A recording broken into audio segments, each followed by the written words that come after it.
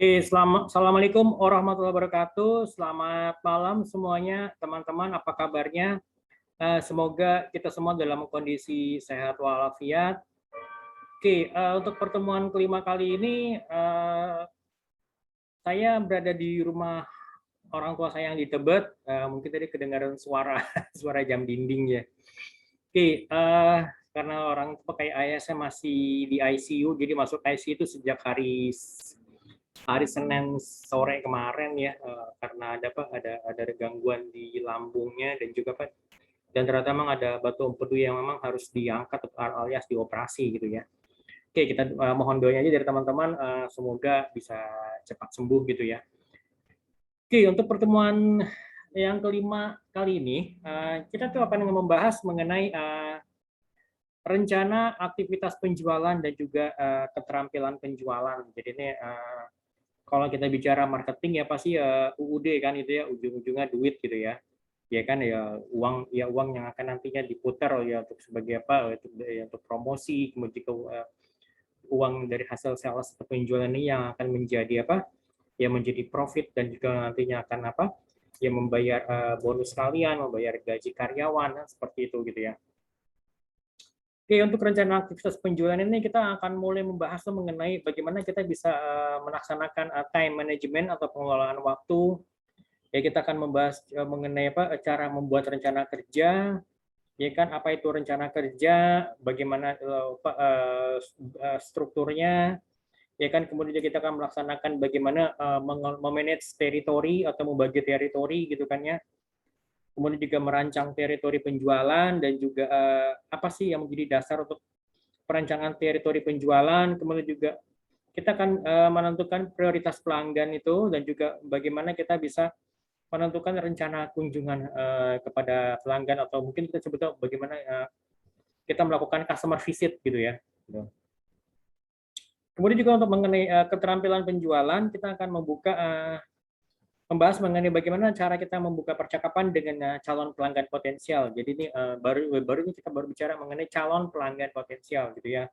Atau mungkin bisa juga kita terapkan kepada customer existing atau existing customer yang kita mencoba gali lagi untuk kebutuhan berikutnya gitu kan ya. Kemudian juga bagaimana kita bisa melaksanakan penggalian kebutuhan atau probing. Jadi kita menggali lebih jauh lagi, kita mencari informasi yang lebih dalam lagi mengenai kebutuhan dari calon pelanggan potensial tersebut gitu loh. Dan bagaimana kita bisa memberikan presentasi penjualan kepada customer dan juga melaksanakan penanganan terhadap keberatan pelanggan, melaksanakan negosiasi dan juga memfasilitasi komitmen pembelian alias closing gitu ya. Saya share screen dulu ya teman-teman ya sebentar.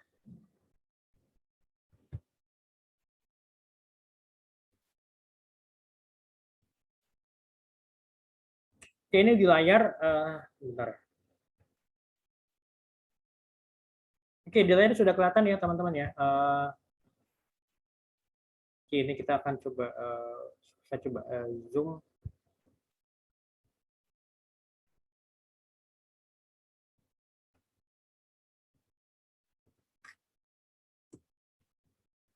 Jadi rencana penjualan, kita bagaimana kita manage time management dan juga bagaimana kita bisa memanage teritori gitu kan ya. Kemudian mengenai time management. Jadi sebenarnya ya mungkin juga kalian mengalami ya banyak perusahaan yang jadi akhirnya terjebak dengan hal-hal sifatnya rutinitas gitu ya. Jadi ya sih kita mungkin hari Senin itu ya weekly meeting gitu kan ya. Weekly meeting mungkin yang berjam-jam, mungkin sampai kayaknya kok ya nggak ada satu hasil yang benar-benar bermanfaat gitu ya, nggak ada hal yang benar-benar bisa diambil atau dipetik hikmahnya gitu, hanya sekedar sifatnya rutin yang cuma membahas mengenai kunjungan terus dari apa hasilnya, terus dari kunjungan itu belum ada hasil yang signifikan yang bisa kita lihat gitu loh. Nah, jadi time management atau itu ya meliputi planning. Jadi ada planning, perencanaan, kemudian juga organizing-nya, bagaimana kemudian juga menggerakkan atau directing gitu, kemudian juga pengawasan controlling dari produktivitas gitu loh. Jadi waktu itu ya menjadi salah satu sumber daya atau resource untuk kita kerja. Jadi kan karena waktu ya itu sudah tidak akan bisa kembali lagi kan ya. Masalah ya sejam yang lalu ya sejam itu ya kita nggak bisa mengembalikan lagi. Nah kan hal ini bisa terlihat kalau misalkan kita punya deadline gitu ya, masalah deadline kita harus submit atau mengumpulkan proposal project gitu ya, mungkin tenggat waktunya misalnya tenggat waktu adalah hari ini jam 12 gitu ya. Ya karena satu dan lain hal gitu ya. Satu dan lain hal kita nggak bisa submit, walaupun kita bisa submit mungkin juga baru bisa submitnya itu jam 3 sore. Nah, itu kan waktunya sudah nggak bisa kembali lagi gitu. Waktunya nggak bisa kita putar balik kan. Ya udah ya jam 12 ya kita harus submit. Kalau memang misalnya saya katakan submitnya pun juga mungkin lewat email atau mungkin kita submit hard copy mungkin ke kantornya gitu kan ya, untuk karena ada project untuk tender, ya sayang banget kan kalau misalkan kita nggak bisa submit gitu loh. Nah, jadi ya kalau saya katakan mungkin keterlambatannya mungkin karena macet di jalan, ya saya katakan kita juga mungkin berangkat berangkat dari kantor sudah ngepas gitu ya, jam submit jam 12 misalnya. Nah, kita harus ke kantor calon klien itu ada di Sudirman gitu ya. Sedangkan kalau sendiri mungkin kantor kita mungkin ada di daerah timur Jakarta, ya kan butuh waktu kan untuk bisa nyampe ke Sudirman gitu loh. Ya even mungkin berangkat walaupun kita semula menggunakan motor pun juga ya kalaupun ngepas juga pasti ya bypassnya ya kita berharap sih ya apa namanya ya jangan sampai terkena ya ada kendala-kendala di jalan kan. Kalaupun juga misalnya ada kendala di jalan ya pastinya ya kita harus berpikir bahwa kalau kita mau submit jam 12 siang di kantor mereka misalnya di Sudirman, berarti kita tuh harus selesai itu jam berapa gitu. Misalnya target kita, oh misalnya selesai proposalnya semuanya katakanlah misalnya jam 10 atau mungkin jam setengah 11 paling telat gitu kan ya. Jadi kita masih ada waktu tuh 1,5 jam tuh di jalan untuk bisa submit proposalnya gitu loh. Ya syukur-syukur nanti kita nyampe misalnya walaupun misalnya kita bawa motor atau kendaraan roda 2 atau motor itu ke kantor klien untuk submit proposalnya paling tidak ya mungkin butuh waktu setengah jam sampai dengan 45 menit. Jadi kita masih ada jeda waktunya, maksudnya masih ada sisa waktunya jadi kita tuh ya semoga kita tuh nggak telat gitu. Jadi masih ada waktu 1,5 jam untuk bisa nyampe ke kantor klien yang ada di daerah Sudirman, ya kan? Biasanya perjalanan kita dari wilayah Jakarta Timur mungkin dari Pangkalan Jati ke Sudirman, saya katakan mungkin membutuhkan waktu 45 menit atau bahkan 1 jam paling lama, ya itu masih keburu gitu kan ya. Nah kan seperti itu. Jadi waktu itu merupakan hal yang tidak bisa disia-siakan gitu kan, sayang banget kan kalau hanya padahal itu proposal sudah dijadi terapi, sudah dicetak rapi, ya komponen proposal sudah disertakan semuanya gitu kan, udah bagus. Tapi saya mungkin karena waktunya itu yang waktu untuk kita mensubmit proposal yang telat, jadi akhirnya ya projectnya lost gitu kan, lost the project. Paling tidak ya kita bisa fight dulu di dalam, kan mungkin ada 3 perusahaan atau 4 perusahaan yang submit proposal, paling kita bisa fight di dalam gitu. Maksudnya fight di dalam ya kita bisa ketemu dengan calon klien kita, ya kita bisa negosiasi di situ gitu, karena kita bisa negosiasi harga atau mungkin juga bisa kita diskusikan lagi mengenai syarat-syarat yang sifatnya teknis, karena seperti itu gitu loh. Ya kan sayang banget. Jadi misalkan walaupun kita misalnya ya sebisa mungkin ya kita kalau ada tenggat waktu seperti itu ya kita harus bisa kita kejar gitu kan ya. Ya syukur-syukur misalnya kalau jam 12 itu jam terakhir itu pengumpulan proposal, ya syukur-syukur nanti bisa jam 10 atau jam 11 kita udah submit gitu. Jadi paling tidak kan sisa waktu hari itu kita bisa mengerjakan hal yang lain seperti itu gitu loh. Ya, jadi hal seperti itu yang jadi akhirnya kan mesti dibuat rencana yang terstruktur gitu loh. Bagaimana kita bisa memplanningnya kan, memplanning pembuatan proposalnya gitu kan. Jadi kalau proposal ini syarat-syaratnya apa aja gitu kan ya. Ya misalnya mulai dari mulai dari company profile, kemudian juga misalnya komponen profile, kemudian juga mengenai produk-produk kita, mengenai pengalaman perusahaan kita ya di mana-mana saja gitu kan, pekerjaan kita. Kemudian juga misalnya mengenai penawarannya sesuai dengan spesifikasi yang sudah ditentukan oleh calon klien. Nah, itu kan ya semuanya kan perlu adanya planning, siapa nih yang salah yang membuat apa yang membuat proposal segi teknisnya, misalnya untuk penawarannya gitu kan, kita harus bisa merencanakan, kemudian kita organize siapa aja nih orang-orang yang akan membantu untuk pembuatan proposal, kemudian juga kita harus bisa menggerakkan orang-orang ini, oke ya ini oke misalnya misalnya untuk untuk tadi itu proposalnya itu misalnya untuk proposal penawarannya itu penawaran harganya itu selesai jam berapa kan, walaupun penawaran ini kan harus ditandatangan oleh misalkan oleh direktur, nah kita juga mesti tahu tuh direkturnya ada di kantor hari-hari apa aja gitu kan.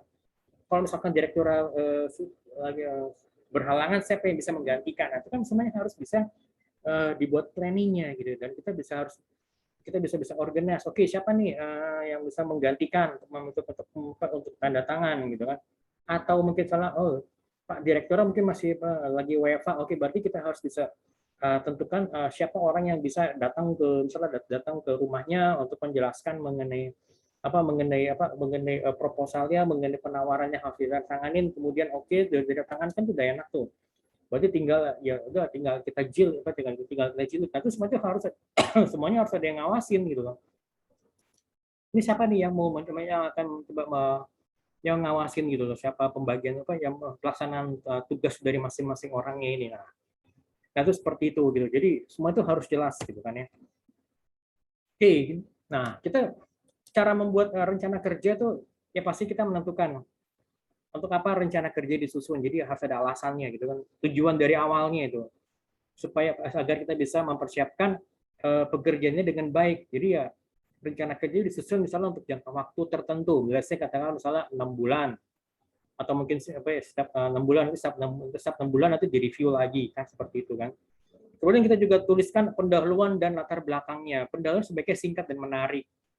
Dan juga kita uraikan mengapa kita harus membuat rencana kerja dan informasikan tentang pekerjaan yang akan dilaksanakan. Jadi selama kurun waktu tersebut. Jadi kita harus memberikan latar belakang yang kita harus menguraikan.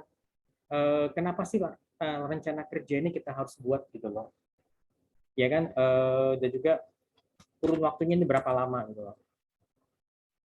Jadi udah jelas tadi ya, latar belakang tuh ya berisi mengenai alasan, the reasons why gitu ya. Kita harus membuat rencana kerja. Ya misalnya menyajikan detail-detail ataupun statistik laporan yang terbaru, kemudian juga mengidentifikasi masalah yang ada dan harus kita atasi, ataupun juga alasan lainnya berdasarkan masukan-masukan maupun juga feedback yang diterima selama kita mengerjakan pekerjaan-pekerjaan sudah ada ini gitu loh. Jadi tujuan ini, jadi kita juga yang ketiga tuh kita harus menentukan tujuan dan juga target. Tujuan adalah merupakan gambaran keseluruhan dari semua pekerjaan yang ada gitu loh. Jadi kita harus tuliskan hasil akhir yang diinginkan, ya kan, hasil akhirnya seperti apa, kemudian juga cakupannya seberapa luas, dan juga target itu ya harus spesifik dan juga nyata. Jadi target itu harus spesifik, harus jelas, detail gitu loh. Dan juga real gitu kan ya. Ya jadi nanti akan saya jelaskan lebih detail. Misalnya gitu, target jangka pendek perusahaan nasional untuk meningkatkan jumlah audiens, ya kan, jumlah audiensnya berapa, sebesar 30% selama berapa lama, dalam 3 bulan. Nah, jadi ini angka 30% itu merupakan angka yang real dan juga angka yang sifatnya maksudnya real tuh bisa kita achieve gitu loh. Oke nih angkanya real ya, ini angkanya bisa kita achieve nih, benar-benar sifatnya reasonable gitu loh. 3 bulan, angka 3 bulan ini juga merupakan angka yang sifatnya real, reasonable, bisa kita achieve dalam waktu 3 bulan, dan juga ini semuanya bisa kita kerjakan gitu loh. Jadi jangan sampai nanti kita menentukan target itu yang sifatnya nggak nyata, alias jadi kayak sorry to say, misalkan ya kayak di awang-awang gitu loh, misalnya ya cuma hanya ya mimpi boleh, tapi ini mimpinya itu tidak realistis gitu loh. Jadi ya target itu harus spesifik, nyata, dan juga realistis gitu kan. Misalnya meningkatkan jumlah audiens sebesar 30% dalam waktu misalnya sebulan, ya nggak mungkin aja gitu kan. Ya kan, misalnya paling sebulan maksimum pun juga mungkin hanya bisa mencapai misalnya 10% gitu kan. Jadi kalau kita tentukan 30% selama 3 bulan, itu berarti ini adalah angka yang realistis gitu loh. Nah, oke, next. Nah ini kita menyusun rencana kerja itu sesuai dengan target-target yang sifatnya itu SMART. Apa itu SMART? SMART itu sebenarnya kepanjangan dari spesifik gitu ya. S itu spesifik, terperinci. Jadi dilakukan untuk siapa, Jadi uraikan populasi yang akan dilayani dan semua tindakan spesifik yang akan digunakan untuk membantu mereka. M-nya itu terukur, jadi makanya terukur itu jelas tuh berapa yang harus di-achieve, berapa yang harus kita gapai, ya kan? Jadi itu kuantitatif, terukur gitu loh, ya kan? Lalu yang A itu adalah achievable, bisa dicapai. Jadi dengan segala sumber daya yang dimiliki oleh perusahaan atau organisasi, kita bisa mencapai target tersebut gitu. Jadi makanya targetnya itu ya harus realistis dengan mengingat segala keterbatasan yang ada, misalnya dengan jumlah karyawan yang mungkin sudah apa ya yang terbatas gitu kan, yang mengingat, kemudian juga dengan apa biasanya dengan misalnya jumlah audiens yang sudah apa namanya yang sudah terdistraksi atau terdisrupsi dengan adanya teknologi digital dan juga dengan adanya pandemi gitu kan ya. Itu juga semuanya harus sifatnya realistis gitu loh. Lalu yang R, relevan, jadinya terkait mengenai kepentingan. Jadi target ini berdampak nggak sih kepada tujuan ataupun strategi yang diinginkan. Jadi kan kita harus memastikan bahwa target dan metode kerja itu memiliki keterkaitan yang jelas dan intuitif gitu loh. Oke, kemudian T atau time bound, jadi terikat oleh waktu. Jadi ini kita harus bisa menentukan kapan target ini bisa tercapai, gitu kan ya.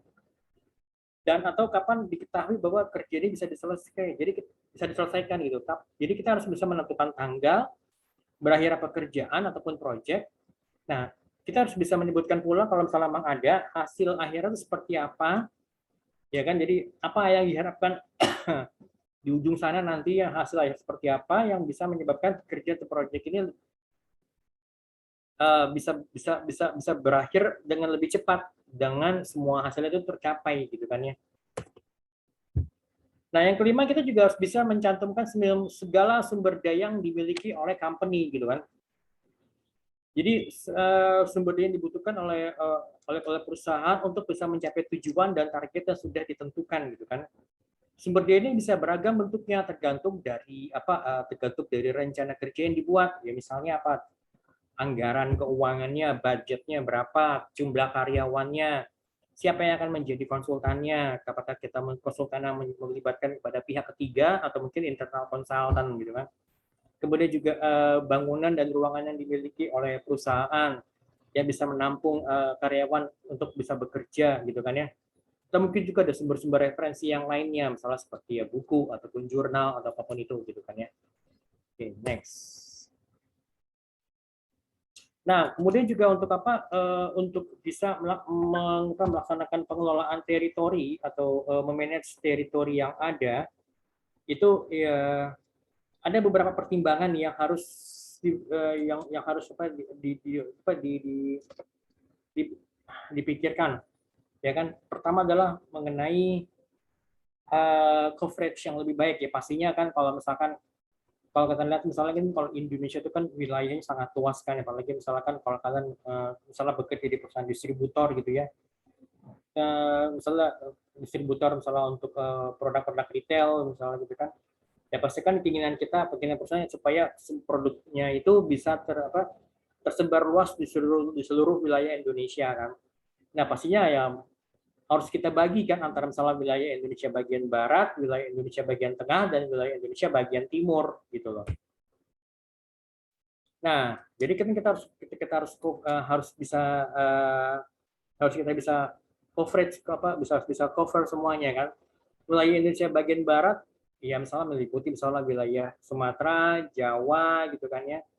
Kemudian termasuk juga misalnya wilayah Jawa, Sumatera, Bali, Madura itu masuk kepada misalnya wilayah Indonesia bagian misalnya wilayah barat. Wilayah tengah misalnya apa ya, misalnya Kalimantan, Sulawesi gitu kan ya. Kemudian beberapa pulau-pulau di NTB, NTT gitu kan. Nah, kemudian misalnya wilayah Indonesia untuk yang wilayah bagian timurnya misalnya apa, Maluku, Papua. Nah, seperti itu. Nah, jadi bisa kita bagi seperti itu karena apa? Karena kan pastinya kalau misalkan coverage-nya kan lebih baik. Jadi misalkan bagi mereka yang menangani wilayah Indonesia bagian barat, misalnya untuk wilayah Jawa dan Sumatera, ya pasti mereka akan bisa mengerti lebih dalam gitu kan mengenai kebiasaan yang ada di wilayah Sumatera maupun juga kebiasaan orang-orang di wilayah Jawa seperti apa, pola belanjanya, ya kan, kemudian juga buying power seperti apa, dan kemudian ya pola belanja, buying power gitu kan ya. Mungkin juga ada hal-hal lain yang mungkin sifatnya lebih spesifik gitu kan, mengenai apa, mengenai kebudayaan lokal setempat gitu ya. Nanti mungkin misalnya di wilayah Sumatera juga karena besar pastinya kan akan dibagi lagi gitu kan, misalnya Sumatera 1, Sumatera 2, Sumatera 3 disesuaikan dengan provinsinya. Mungkin di Jawa juga dibagi lagi seperti itu, misalnya iya Jawa, misalnya Jawa dan Bali gitu, Jawa, Madura dan Bali gitu kan ya. Ya nanti dibagi lagi misalnya Jawa 1, Jawa 2 dan Jawa 3. Misalnya seperti itu gitu kan. Nah, jadi kita bisa mendapatkan coverage yang lebih baik di situ gitu loh. Ya pasti juga nantinya kan kita bisa meningkatkan pelayanan yang lebih baik lagi kepada konsumen, karena ya karena kita sudah bisa lebih spesifik gitu kan, sudah bisa lebih mengetahui, ya kita bisa mengetahui pola belanjanya, kita bisa mengetahui kebiasaan mereka, kita bisa mengetahui seberapa kuat kemampuan mereka berbelanja gitu kan ya. Nah, seperti itu. Oke. Jadi dalam merancang teritori penjualan yang menjadi dasar itu pasti ya potensi wilayah gitu kan ya. Potensi wilayah itu ya sangat berpengaruh terhadap pembagian teritori, terutama misalnya dalam hal kontribusi omset dan juga penghasilan sales.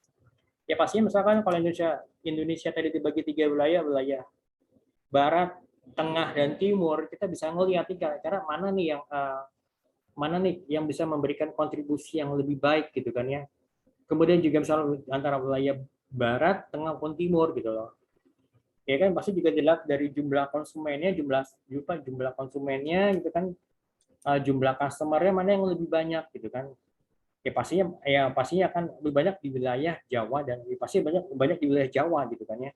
Mungkin Kalimantan yang luas gitu kan, tapi mungkin jumlah konsumennya tidak terlalu banyak kan. Itu yang harus menjadi perhatian gitu kan ya. Gitu.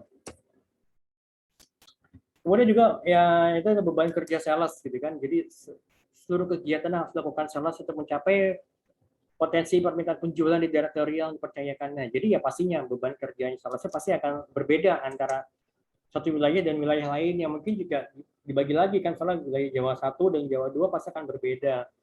Mungkin wilayah Sumatera 1 dan wilayah Sumatera 2 pasti akan berbeda. Apalagi misalnya wilayah Kalimantan yang mungkin yang cakupannya pulaunya luas, tapi mungkin jumlah penduduknya tidak terlalu banyak kan gitu kan. Karena ini pasti juga nanti akan berpengaruh kepada ya jarak tempuh dan juga kondisi geografis gitu kan ya. Gitu.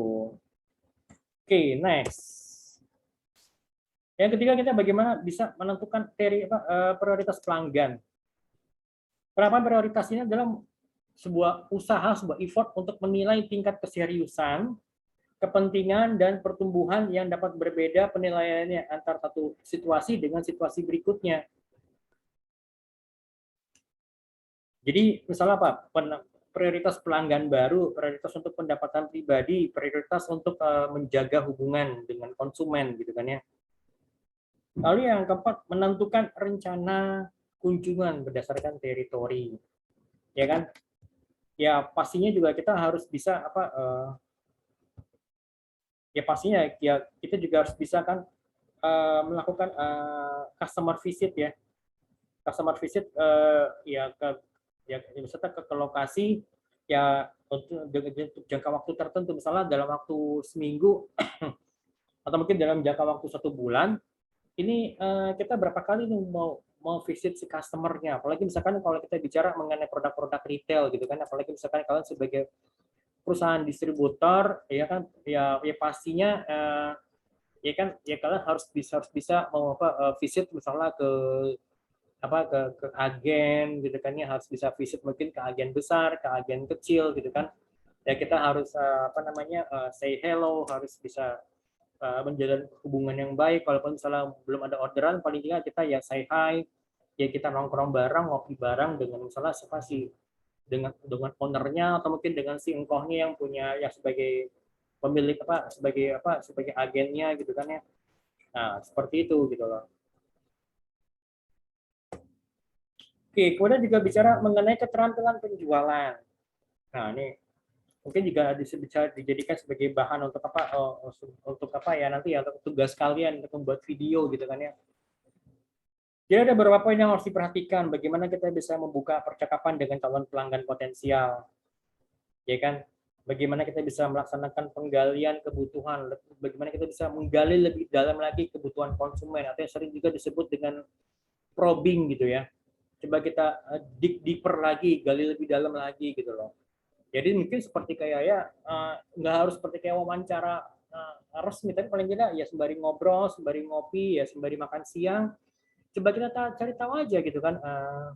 Istilahnya kita nanya, misalnya ya misalnya mengenai apa kebiasaan, misalnya kalau kalian misalnya sebagai apa perusahaan distributor dan kalian lagi coba menggali apa kebutuhan dari si agennya gitu kan, misalnya ya sehat misalnya ya tanya kalau misalnya kalau untuk kebutuhan misalnya untuk air minum itu dalam kemasan itu berapa banyak sih dalam sehari pak, bisa saya pak warung ngambilnya berapa banyak sih dalam sehari gitu kan ya, masalah yang dihadapi apa sih misalnya gitu kan ya.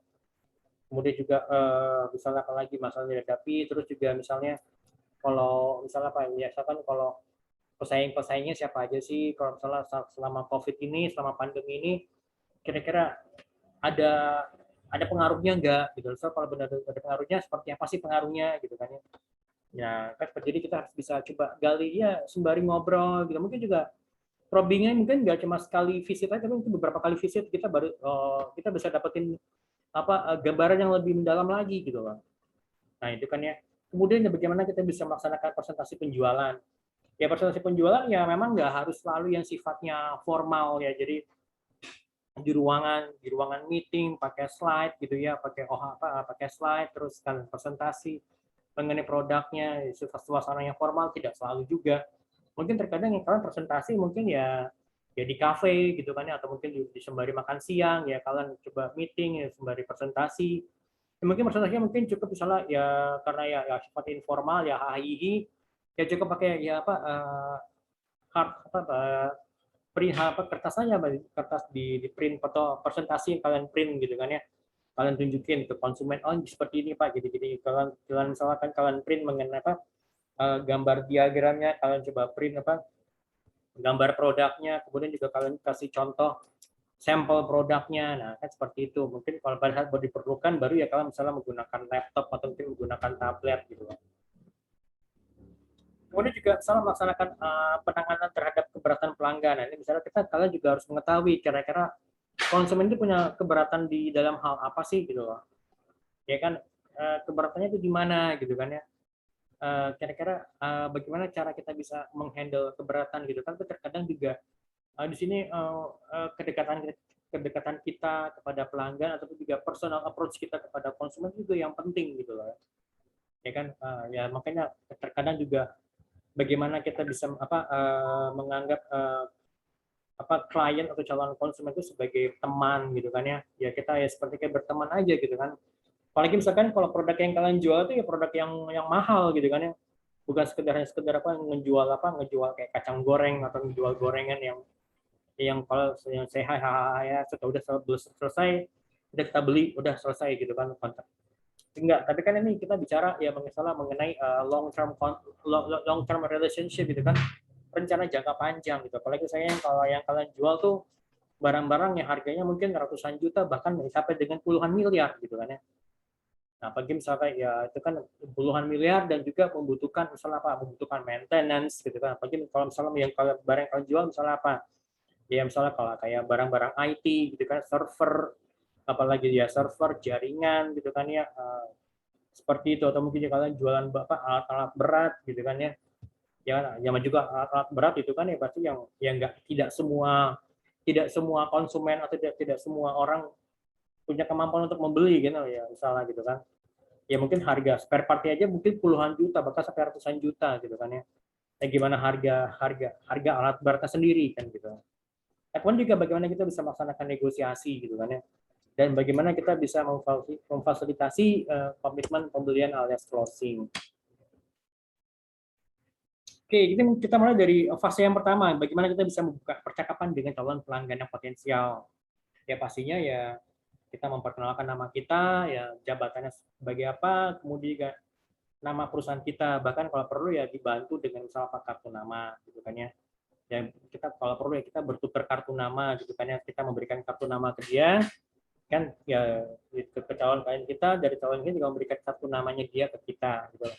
Kalian tolong diperhatikan, ini dari hasil dari pengalaman saya. Kalau pada saat saya menerima kartu nama dari calon klien, itu saya selalu taruh di samping, maksudnya di depan saya gitu, agak-agak ke samping. Jadi berarti dengan anggapan bahwa memang saya menghormati beliau gitu kan ya. Terlepas dari nanti kartu nama saya dipakai main nama dia gitu kan ya, hanya dipegang-pegang, diputar-putar gitu ya. Tapi saya memberikan gesture yang berbeda gitu loh. Terus kayak saya terima kartu nama, sip, oke, ini saya terima kartu namanya, kemudian saya taruh di samping gitu, gitu. Jadi ya, pada saat ya kita lagi meeting ya kartu nama tetap di samping gitu kan. Jadi sebagai rasa respect kita kepada calon klien kita gitu loh. Nah kalau gitu kan udah enak tuh, udah ngomongnya udah enak, bahkan sampai dia ngomongin lo gue sampai ya udah agak informal dikit ya, baru kan udah enak, udah kita bisa kita bisa ngomong yang kita bisa masuk lagi yang dengan hal yang lebih serius lagi ke depannya gitu kan ya. Lalu yang kedua kita menyebutkan tujuan dari pertemuan kita. Gitu. Kita ngapain nih? Kita maksud dan tujuan kita mau ngapain, misalnya untuk memperkenalkan produk kita atau memperkenalkan alat-alat berat yang kita jual. Ya kan kita mau presentasi, kita hanya sekedar mencoba presentasi dan juga memberikan solusi kepada calon klien kita gitu kan. Yang pastinya juga kita harus melakukan percakapan untuk mencarikan suasana ice breaking gitu ya. Jadi ya mungkin seperti kayak ya kita bercanda-bercanda gitu kan ya. Dan pastinya ya kita juga harus menggunakan pertanyaan sifatnya terbuka, open question untuk bisa memulai percakapan, ya kan? Misalnya bagaimana kabarnya Pak gitu. Gimana Pak? Sekarang sudah mulai WFA atau sudah masih tetap WFA atau mungkin sudah full WFO gitu Pak? Gitu kan? Gimana Pak rasanya WFA di rumah Pak? Gitu kan? Terus kita Pak. Nah, kita mau gitu. Kenapa? Oh,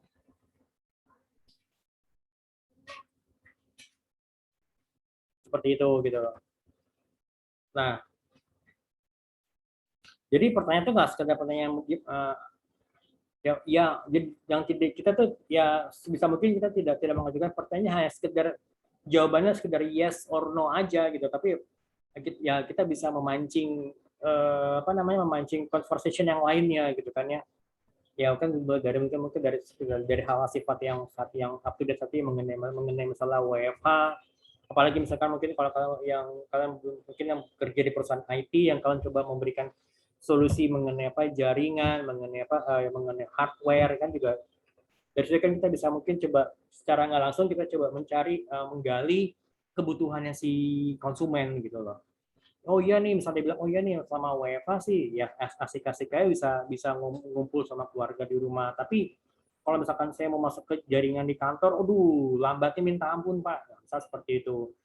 Waduh Pak, kalau lambatnya minta ampun, saya akses email aja Pak, buka pagi ini mungkin bisa sambil main gitar, sambil ngopi, baru ntar siangnya baru kebuka semuanya emailnya. Kan sama kira kadang-kadang konsumen suka bercanda seperti itu, wah, nah kan seperti itu. Nah, dari situ kan baru mungkin kita bisa nangkap ternyata mungkin ada masalah dengan jaringan di komputer kantor mereka gitu kan ya. Oh ternyata mungkin di situ gitu loh. Itu kan situ. Ada situ kan?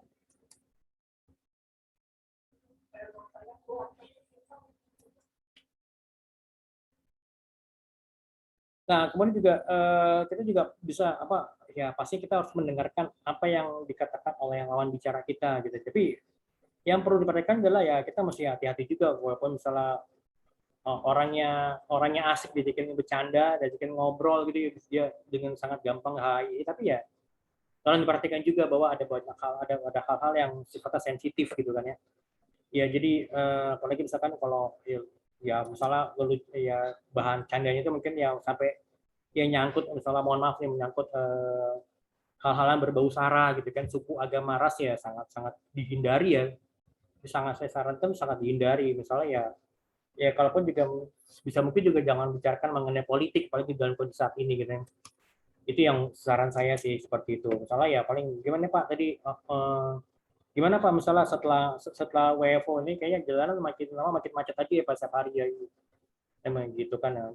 Lewat mana misalkan Pak Bapak mau misalnya kalau ganjil genap gimana Pak, masih tetap pakai mobil atau ganti mobil nih Pak gitu kan misalnya. Ya seperti gitu, nanti kan bisa coba kita gali hal sifatnya mungkin dari situ yang sifatnya apa yang bisa bisa kita buat kata bikin jokes yang lucu-lucu gitu kan ya, seperti itu. Tapi ya kita perlu tahu juga ya, kita juga perlu jujur juga kepada konsumen ya, kan kita masalah kalaupun misalnya ya sambil bercanda kan terkadang konsumen juga nanyain hal sifatnya serius gitu kan ya. Ya misalnya tiba-tiba nanya, ini kalian ini jualan ini, misalnya kalian ini sebagai authorized reseller untuk produk-produk apa aja nih gitu kan. Ya kalian bisa kasih contoh Pak. Ya misalnya Pak kita sekarang ini kita sebagai authorized reseller misalnya untuk produk-produk IBM atau misalnya apa untuk produk HP gitu kan ya.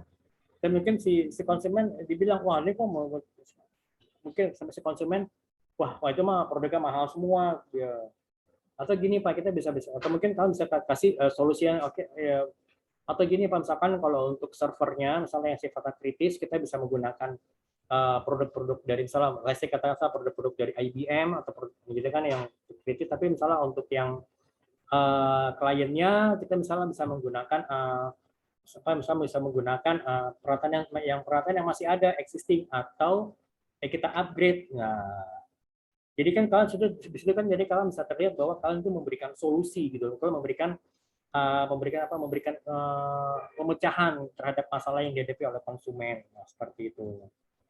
Dan kita juga harus tahu nih kapan kita harus bisa membuka. Tadi kan membuka depan udah membuka dan juga menutup pembicaraan dan bagaimana nanti pola ke depannya itu ya perlu dipikirkan bagaimana nanti pola ke depannya apakah ada pertemuan lanjutan lagi misalnya apa misalnya kalau tadi sekolah mungkin kalian pada saat kunjungan pertama ya kalian hanya sendiri gitu kan yang datang sendiri dan mungkin pada saat kunjungan yang kedua kalian sudah bisa kalian sudah membawa engineer-nya atau membawa technical support yang tahu lebih detail teknis mengenai jaringan gitu kan ya.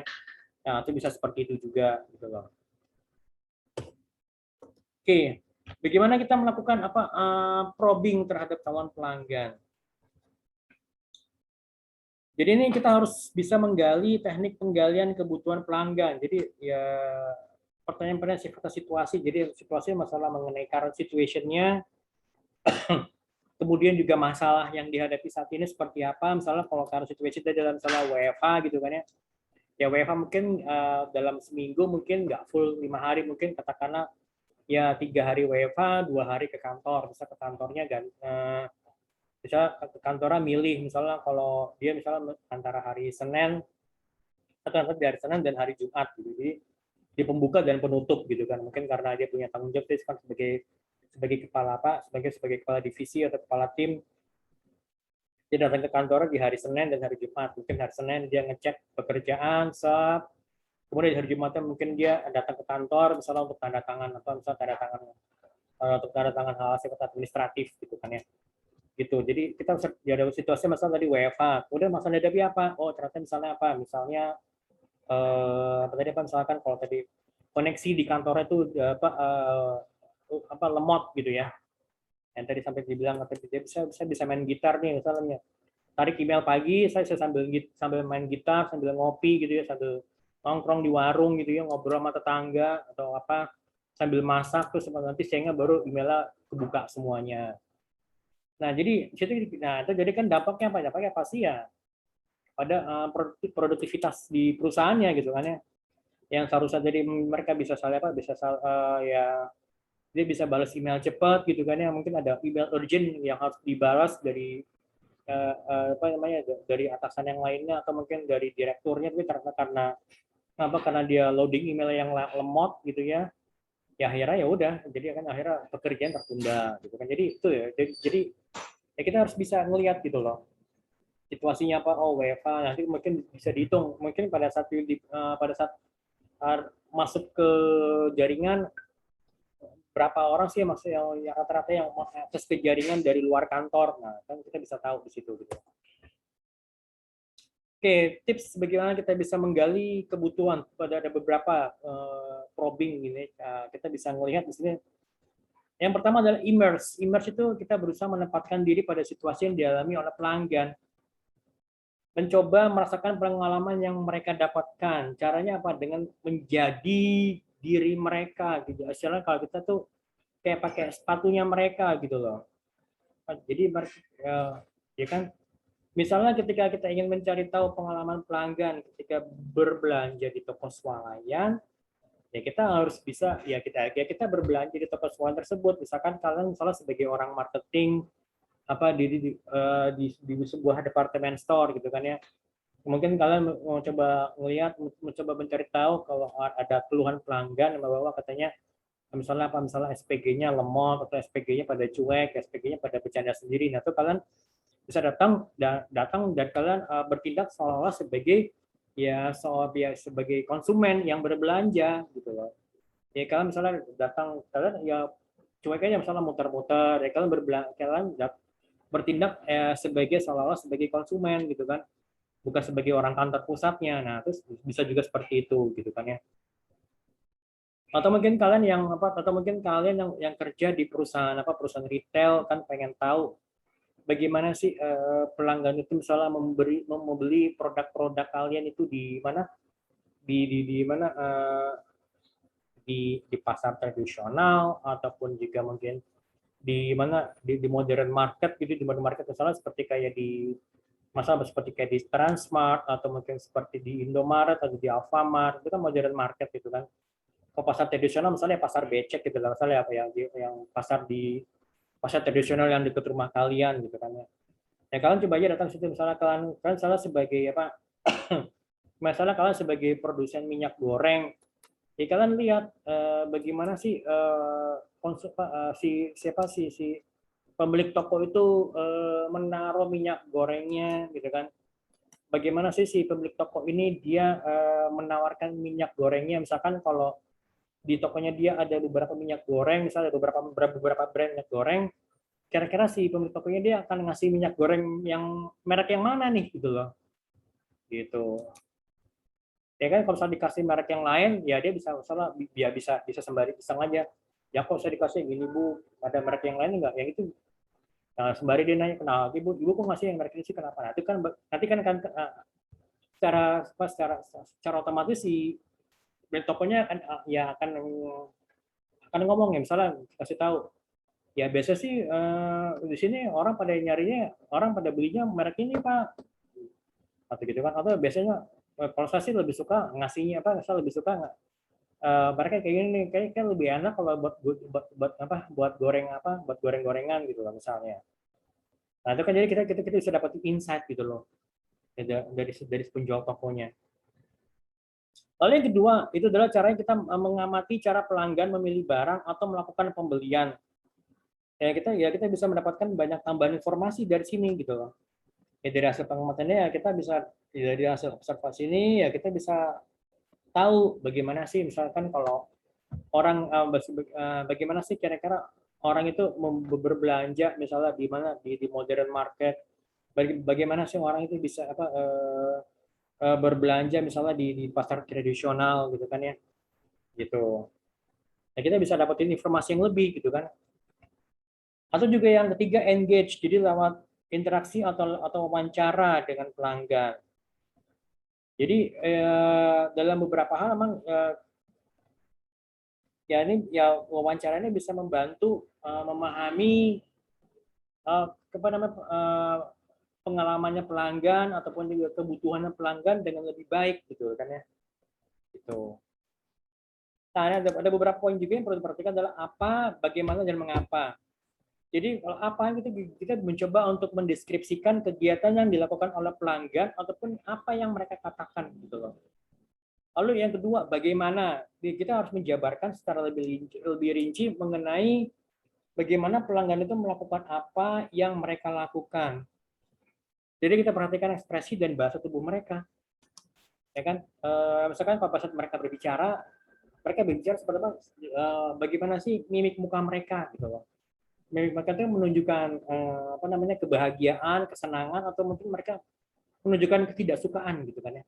Itu pasti kan akan terlihat gitu dari bahasa tubuhnya, terutama dari ekspresi mukanya gitu kan. Lalu yang ketiga kan menurut dari pengamatan itu apa sih mendorong pelanggan itu untuk melakukan kegiatan yang mereka lakukan gitu kan. Jadi kita bisa tahu kenapa sih mereka milihnya brand tertentu, kenapa sih kok orang milihnya Coca-Cola dibandingkan Pepsi Cola gitu kan? Dan kenapa sih orang kok lebih milihnya teh pucuk dibandingkan teh botol gitu kan? Ya kan gitu loh. Walaupun misalkan mungkin harga teh botol mungkin lebih murah, kenapa sih orang kok misalnya milihnya teh pucuk, let's say seperti itu. Nah, untuk persiapan wawancara, jadi ya kita harus bisa mempersiapkan pertanyaan yang detail supaya kita bisa menggali lebih dalam, ya kan? Untuk 3 kata tadi, apa, bagaimana, dan mengapa gitu kan. Ya kita mesti menurutkan tema wawancara menjadi apanya dulu, bagaimananya, kemudian baru mengapa gitu kan. Nah, makanya kenapa ada yang namanya kuesioner. Jadi kuesioner berisi semua daftar pertanyaan gitu kan. Daftar pertanyaan juga mungkin kita ya ada terkadang juga ada beberapa poin yang harus kita tanya lebih detail lagi gitu kan ya.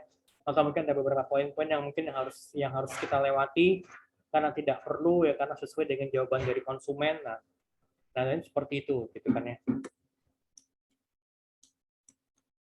Kemudian bagaimana kita bisa menawarkan solusi pemenuhan kebutuhan kepada pelanggan gitu kan ya. Oke, jadi ada beberapa cara ya kita biar si konsumen membuatnya sendiri, memproduksinya sendiri, atau juga mencarinya sendiri. Ini yang B nih mungkin agak ekstrim ya, memaksa atau merebut. Ya, makanya nggak dianjurin, meminta ataupun juga menukarkan atau exchange. Jadi konsep pemasaran itu telah dijalankan dalam memenuhi kebutuhan dan keinginan kita. Jika kita ingin memiliki sesuatu, maka kita juga akan memberikan sesuatu. Ya kalau misalnya kita pengen sesuatu gitu ya, ya kita juga bisa memberikan sesuatu yang dianggap bernilai bagi orang lain. Itu yang disebut dengan konsep win-win solution. Kemudian juga untuk melaksanakan presentasi penjualan.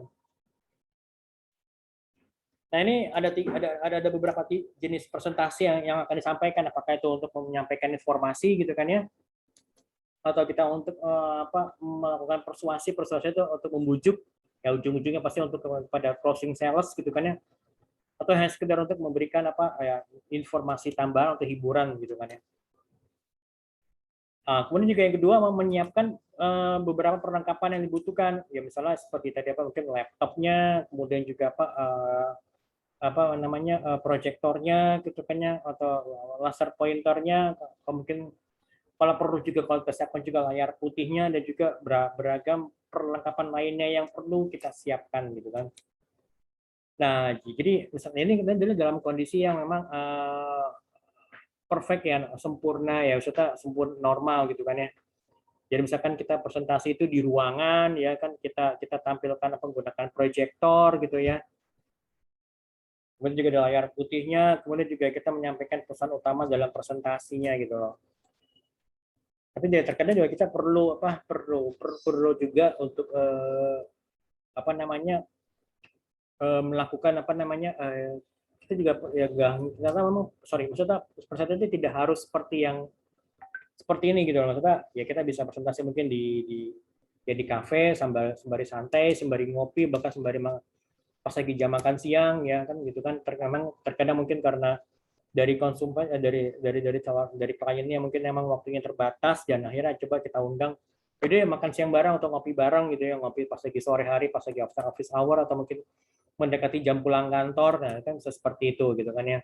Ya mungkin untuk melakukan presentasi di awal dulu gitu ya, mendapatkan informasi awal dulu, dia misalnya ya informasi yang sifatnya ringan gitu kan ya, untuk informasi pendahuluan, atau mungkin juga untuk melakukan persuasi. Mungkin kita udah presentasi awal beberapa kali ya, tinggal kita coba persuasi ya, mungkin sekalian untuk nego gitu kan ya, nego mengenai harga, sembari juga memberikan informasi tambahan mungkin mengenai spesifikasi teknisnya, kan bisa seperti itu juga gitu loh.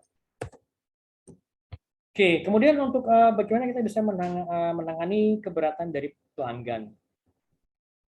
Ya, itu memang di sini perlunya adanya kayak personal approach ya kepada calon konsumen atau kepada klien kita gitu kan ya. Ya karena ya di sini kan kita bicara mengenai bagaimana kita sih bisa mengatasi keberatan mereka gitu kan ya. Ya kan ya pastinya ya kita harus bisa membangun rasa percaya mereka kepada kita. Ya kan, membangun rasa percaya orang kepada kita tuh hal yang sulit gitu kan ya. Ya memang ya mungkin nggak hanya sekedar dari sekali dua kali ketemu, ya sehari dua hari bisa orang langsung bisa percaya sama kita, tapi nggak kan, mungkin butuh waktu berbulan-bulan gitu kan, apalagi kalau misalnya bicara mengenai apa namanya, produk yang dijual tuh yang harganya ratusan juta, ya kan, ratusan juta atau bahkan miliar atau bahkan puluhan miliar, itu kan membutuhkan apa, ada rasa kedekatan nih ya. Kita harus bisa mendekati calon pelanggan kita dengan baik gitu ya, bisa membangun membangun membangun trust gitu kan ya, gitu loh. Nah, jadi ya kita melakukan negosiasi gitu kan ya, melakukan ini kita nggak bisa memaksa gitu kan ya. Bahkan kalau mungkin kita coba tarik ulur, kira-kira maunya apa sih gitu loh. Nah, gitu kan, kalau misalkan kalau misalnya saya katakanlah mungkin ada pengadaan apa, permajaan komputer atau permajaan apa, komputer mungkin tadi pakai PC biasa menjadi laptop gitu kan ya. Nah, kita di situ mungkin kita bisa coba apa, tarik ulur di situ, misalkan karena mungkin budgetnya terbatas, tapi si konsumen maunya dapetin barang bagus, akhirnya mungkin bisa disikapi misalnya, oke, Bapak misalnya untuk yang apa, misalnya untuk para bos atau para direktur mungkin mendapatkan misalnya laptop yang sifatnya itu yang high end gitu kan ya.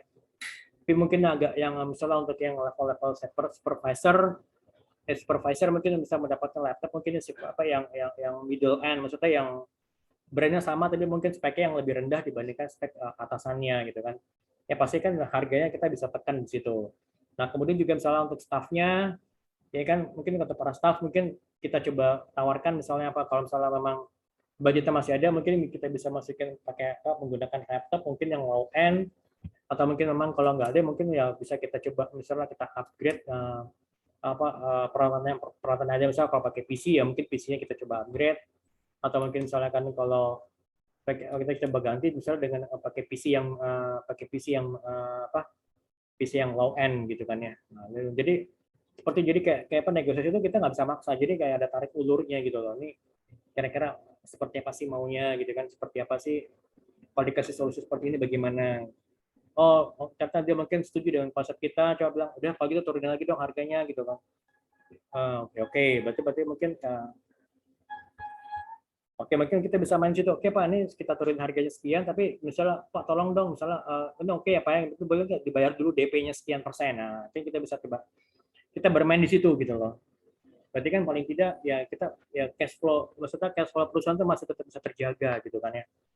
Ya biasa bilangnya Pak, ini kan karena kita kan pesanannya gede, ya bilangnya terus terang, misal karena ya kita perlu juga apa, kita perlu perlu menjaga cash flow perusahaan kita, boleh nggak misalkan kalau DP-nya dibayar sekian persen dulu, mungkin ya 30%, nanti setelah datang gitu kan, setelah mungkin sebagian datang baru dibayar lagi, sisanya mungkin 30% lagi, nanti kalau yang sisa 40% itu kalau semuanya sudah sudah ada selesai semuanya ya.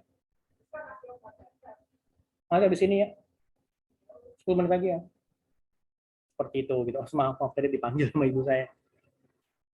Oke, nah seperti itu gitu loh. Jadi kita juga perlu membuat daftar evaluasi. Daftar evaluasi ini gunanya apa?